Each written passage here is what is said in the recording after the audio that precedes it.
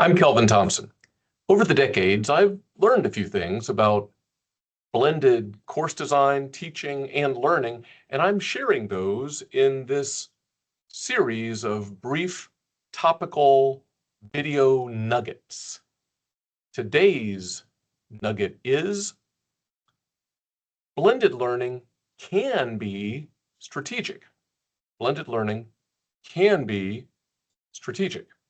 Strategy is really determined at the local institution-wide level. And things like modality definitions, policies, other written guidance, and intentional leadership facilitation, things like that are key to carrying out blended learning strategically. A word about modality definitions. Here's what I've learned. Modality definitions, perhaps especially for blended learning, should be broad enough to allow for variation, maybe even innovation, but specific enough to guide practice. And it's in that guiding practice where strategy can be enacted. Further, here's a working definition I have of blended learning that I'll offer to you. Blended learning is the strategic combination of in-person and online in which the whole is greater than the sum of the parts. Blended learning is the strategic combination of in-person and online in which the whole is greater than the sum of the parts. You're not likely to see a definition exactly like that at an institution, but it is helpful in some ways. Notice it's not just about the additive nature of just merely combining in-person and online crudely and recognizing some logistical benefits. There's something more transformative going on, the strategic combination of in-person and online in which the whole is greater than the sum of the parts. Strategic is doing a lot of work in that definition, and it's really in the specifics where institutional strategy can be realized, and that requires something a little bit more detailed than what I've offered you. I might add three little corollaries to my holistic definition. First is compared to a fully in-person class section, I believe that a blended class section should have fewer in-person class meetings. So if an in-person class was going to be 3 times a week, perhaps blended might be 2 or 1 time a week. And that opens up some strategic affordances like room utilization and others. Secondly, the online portion of a blended course, if it's asynchronous in combination with the reduced number of in-person class meeting times, that opens up a lot of student schedule flexibility, and that has strategic benefits. And if blended learning is well-resourced and supported, course design and teaching are well-resourced and supported, that makes more likely that the learning experiences will be of a increased quality relative to class sections that are less resourced. And that has strategic benefits. Now, through the years, I've run across a number of institutionally desirable, shall we say, strategies.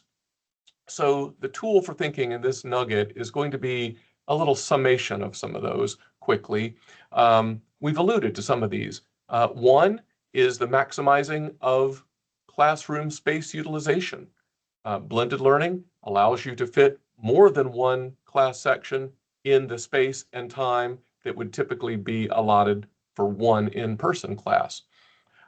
Secondly, down to the third bullet, better serving existing students is a noble intent that can be carried out with blended learning. We've already alluded to providing more student schedule flexibility than in-person sections.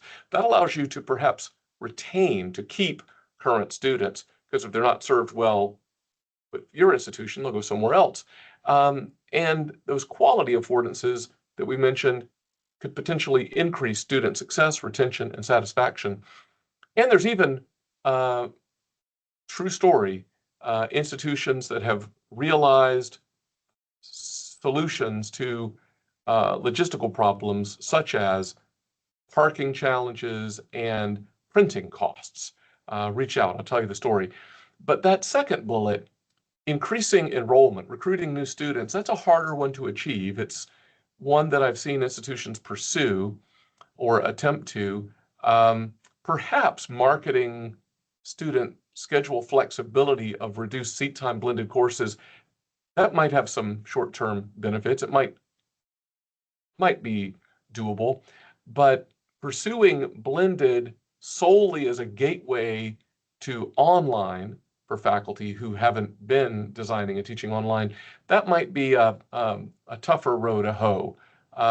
Whatever benefits you're going to achieve in that area are probably long-term, and your results are likely to vary. As I like to say, not every instructor and not every class should be online, but I haven't really seen a class or an instructor yet that couldn't benefit from a blended approach.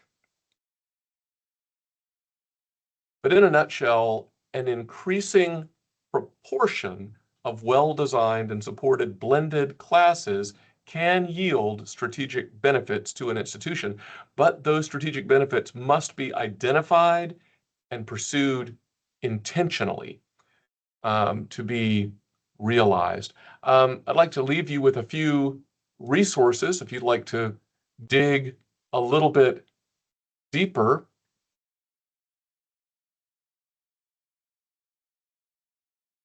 Those are, first, a special issue of New Directions for Teaching and Learning. The journal from a few years back includes two articles. One I co-wrote about institutional hybrid, or we call it in the article blended learning, and another by Dr. Patsy Moskal on evaluating the outcomes and impact of hybrid or blended courses.